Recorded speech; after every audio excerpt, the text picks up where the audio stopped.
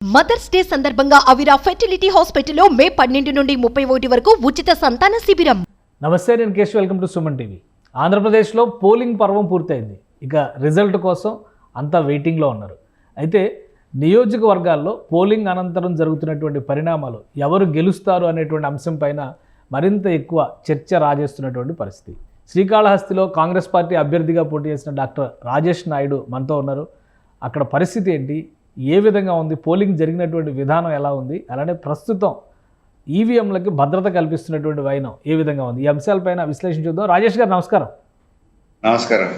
రాజేష్ గారు, అసలు ఏంటి ఓవరాల్గా మీ ఫీడ్బ్యాక్ ఏంటి, పోలింగ్ జరిగినటువంటి విధానం కానీ ఎన్నికల నిర్వహించినటువంటి తీరు మీరు ఏమనుకుంటున్నారు? చాలా శుభపరిణామము. ఎందుకంటే ఈసారి పోలింగ్ పర్సంటేజ్ చాలా పెరిగింది రాష్ట్రం అంతా. ప్లస్ మా శ్రీకాళహస్తిలో కూడా చాలా రికార్డ్ స్థాయిలో పోలింగ్ పర్సంటేజ్ పెరిగింది. కాకపోతే నాకు ఇక్కడ ఈసీ కమిషన్ వాళ్ళకి ఒకటి ఏం చెప్పదలుచుకున్నానంటే, 1000 మెంబర్స్ పైన ఉన్న పాపులేషన్ దగ్గర కనీసం అట్లీస్ట్ 2 అన్నా పెట్టాలి. ఎందుకంటే చాలా మంది పొద్దున్న నుంచి రాత్రి వరకు పోలింగ్ స్టేషన్ లోనే ఉండాలంటే వాళ్ళు ఈ ఎండలకి ఇబ్బంది పడి నీళ్లు అవన్నీ లేకుండా అవస్థలు పడి అవి కొద్దిగా ఇదైంది. నెక్స్ట్ టైం నుంచి ఒక 1000 మెంబర్స్ పైన ఉన్న వాళ్ళని కొద్దిగా ఎక్కువ దృష్టి పెట్టి చేయాలని అదొకటి విన్నపం అంతే. ఓవరాల్గా 83% పోలింగ్ నమోదైంది. గతంలో కూడా ఆల్మోస్ట్ 81% దాకా 80 పైనే నమోదైంది.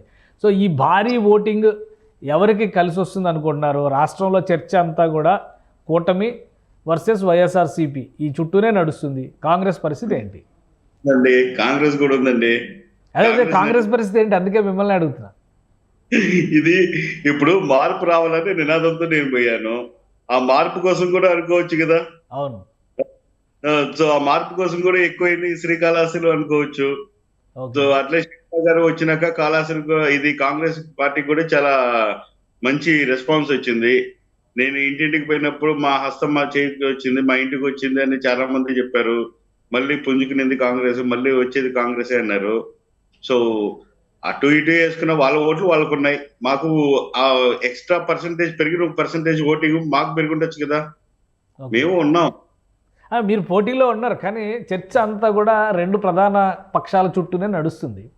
సో కాంగ్రెస్ పార్టీ చేసినటువంటి వాదన ప్రధానంగా వివేకానంద రెడ్డి హత్య కేసుని ఒక ప్రధాన ఎజెండాగా తీసుకున్నారు షర్మిల గారు.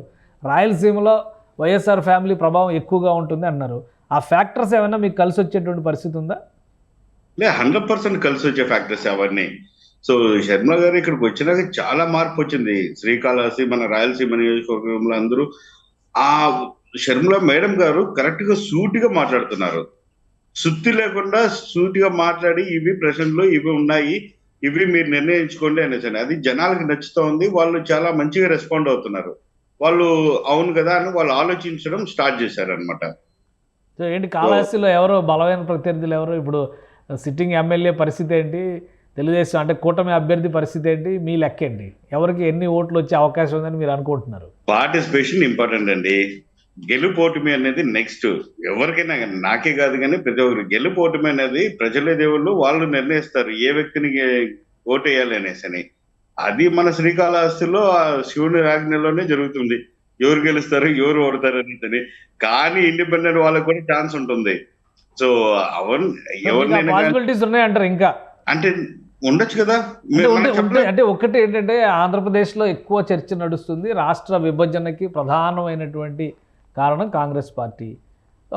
దాని వలన కాంగ్రెస్ని ఆదరించడం అనేది స్థానికంగా మీలాంటి నాయకులకి ఆదరణ ఉంటే మీ ద్వారా ఓటు గెయిన్ అయ్యేటువంటి అవకాశం ఉంటుంది, కానీ కాంగ్రెస్ని ఒక పార్టీగా ఆదరించేటువంటి పరిస్థితి ఉండదు అనే విమర్శ ఉంది. ఏమంటారు? అదంతా ఏమీ లేదు. సో ఇప్పుడు చాలా స్పష్టంగా ప్రజలు కూడా నిర్ణయించుకున్నారు. సరే, విభజన చేసినాక వాళ్ళు హామీ ఇచ్చారు, మాకు స్పెషల్ స్టేటస్ ఇస్తామనేసి అన్ని చేస్తామన్నారు. ఈ 10 సంవత్సరాల్లో ఏ పార్టీని ఇవ్వలేదు. ఆ విధంగా చూసుకుంటే మన రాష్ట్రానికి మన కాంగ్రెస్ పార్టీ రావాలి, మళ్ళీ మనకి స్పెషల్ స్టేటస్ ఇవ్వాలి అనేసి ఖచ్చితంగా జనాలు కూడా నిర్ణయించుకొని ఉన్నారు. వాళ్ళు హ్యాపీగానే ఉన్నారు. వాళ్ళు ముందున్న కల్పితాలు అవి ఇవి అవన్నీ తీసి పక్కన పెట్టేశారు. లేదు, నెక్స్ట్ కాంగ్రెసే. ఓటింగ్ జరిగినటువంటి దానిపైన మీరు సంతృప్తి వ్యక్తం చేశారు. ఇప్పుడు ఈవీఎంల దగ్గర గొడవలు జరుగుతున్నాయి. పద్మావతి యూనివర్సిటీలో జరిగిన ఇన్సిడెంట్ చూసాం. 12 మంది అధికారులని ఎలక్షన్ కమిషన్ ఈరోజు బదిలీలు చేయడం, వేటు వేయడం, రకరకాల చర్యలు తీసుకుంటున్నటువంటి పరిస్థితి. ఏంటి ఈవీఎంల భద్రత పైన కాంగ్రెస్ పార్టీ స్టాండ్? లేదు, ఇంకా మెరుగైన వాళ్ళు స్టాండ్ తీసుకోవాలి. ఈసీ వాళ్ళు వచ్చేసి ఇంకా ముందే ఆలోచించి పెట్టుకోవాలి. ముందే ఇవన్నీ గొడవలు ఆల్రెడీ మనకి తిరుపతిలో ముందే ఓటర్ల పైన ప్రభావితం అయి ఉండేది మనం చాలా సంఘటనలు చూసాం కాబట్టి అవి దృష్టిలో పెట్టుకొని వాళ్ళు ముందు జాగ్రత్తగానే అన్ని ఏర్పాటు చేసి ఉండాలి. దాంట్లో విఫలమయ్యారనేసి అని నా ఆవేదన, బాధ కూడా. దానివల్ల చాలా మంది గాయాలు పడ్డాయి, హాస్పిటల్ పాలయ్యారు. అదంతా రాకుండా ముందే జాగ్రత్త పడి చూసుకుండాలి. మొత్తం కాలినాక దాని తర్వాత మళ్ళీ అక్కడ పోయి చూడడం ఏంటి? ముందే వాళ్ళకి తెలుసు కదా ఇక్కడ ఈ సున్నితమైన ప్లేసులు ఇక్కడ రచ్చలు జరుగుతాయని తెలిసినప్పుడు ముందుగానే వాళ్ళు సెక్యూరిటీ మెజర్స్ తీసుకుండాలి. కానీ పోలింగ్ ఇప్పుడు కౌంటింగ్ తర్వాత కూడా చాలా సివియర్ సిచ్యుయేషన్స్ ఫేస్ చేయాల్సిన పరిస్థితి ఉంటుందని ఎన్నికల కమిషన్ ఇచ్చినటువంటి డైరెక్షన్స్లో చాలా క్లియర్గా ఉంది. ఆంధ్రప్రదేశ్లో అలాంటి వాతావరణం ఉందా? మీ నియోజకవర్గం పరిస్థితి ఏంటి ఆ విషయంలో? మా నియోజకవర్గంలో ప్రశాంతంగానే ఉంటుందండి. మేము ముందు అనుకుంటా ఉన్నారు ఇక్కడ బాగా గొడవలు జరుగుతాయి అట్లా ఇట్లా అనేసి ప్రతి విమర్శ చేసుకుంటూ వస్తున్నారు, ఇక్కడ బాగా ఇది అవుతుందని. మనం ఎప్పుడైతే రంగంలోకి దిగామో విమర్శలు ఆపినాయి, ప్రతి విమర్శ ఆగిపోయింది. ప్రశాంతంగా అందరూ ఎవరి బాధ్యతలు వాళ్ళు చేసుకొని ఎవరి ఓట్లు వాళ్ళు అడిగారు. సో హ్యాపీగానే నడిచింది. ఎవరు ఊహించినంత ఇదిగా ఏమీ జరగలేదు. అక్కడనే నా మార్పుతో స్టార్ట్ అయ్యాను నేను. ఓకే, రాష్ట్రంలో ఏంటి మీరేమనుకుంటున్నారు? ఎవరు అధికారంలోకి రావచ్చు, ఎన్ని సీట్లు రావచ్చు, మీ అంచనాలు ఏంటి? అది నేను చెప్పలేను. అంటే నేను మీకు ఒక పల్స్ ఉంటుంది కదా. ఇప్పుడు చాలా సర్వే రిపోర్ట్లు వస్తున్నాయి, ఎగ్జిట్ పోల్స్ అంటున్నారు, రకరకాల ప్రచారాలు జరుగుతున్నాయి. జగన్మోహన్ రెడ్డి గారు స్వయంగా చెప్పారు 151 ఈసారి క్రాస్ చేస్తున్నాం అనేటువంటి మాట. సో మీకు కొన్ని అంచనాలు ఉంటాయి కదా, మీ లెక్క ఏంటి? వాళ్ళు 151 అంటున్నారు, వీళ్ళు 149 160 అంటున్నారు, వీళ్ళు 135 అంటున్నారు. 140 135 మధ్యలో చెప్తున్నారు వీళ్ళు. ఇప్పుడు వాళ్ళు పాలిస్తున్నాం, ప్రభుత్వం ఏర్పాటు చేస్తున్నాం అంటే హ్యాపీగా అందరూ నమ్మేవాళ్ళు. 151 కన్నా ఎక్కువ వస్తాయంటే అది నమ్మడానికి సాధ్యమేనా? పోయినసారే మనము జనసేన టీడీపీ రెండు సెపరేట్ గా పోటీ చేసి ఒక 50 సీట్స్ లో ఓడిపోయారు అనమాట.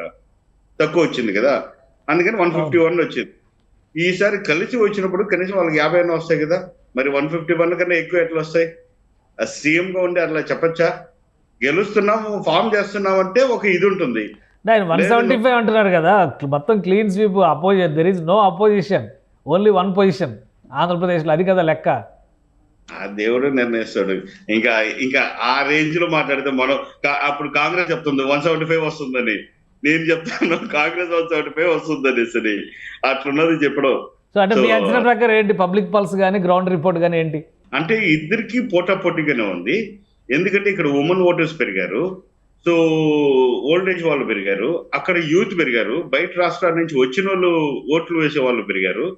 సో రెండు బ్యాలెన్స్డ్ గా ఉన్నాయి. సో ఎవరికి దీంట్లో ఎడ్జ్ వస్తున్నదని మేబీ ఓన్లీ 1 to 2% లో ఎవరైనాకి ఎడ్జ్ వస్తుంది, అంతేగాని మరి గ్రాస్ అట్లా వచ్చేది మాత్రం రాదు. క్లీన్ స్వీప్ అనేది లేదంటారా? వన్ సైడ్ అది కష్టం అనిపిస్తుంది. So with 1 or 2% of vote percentage లో ఏమైనా జరగచ్చు. రైట్. షర్మిల గారి పరిస్థితి ఏంటి? కడప ఎంపీగా గెలుస్తారా?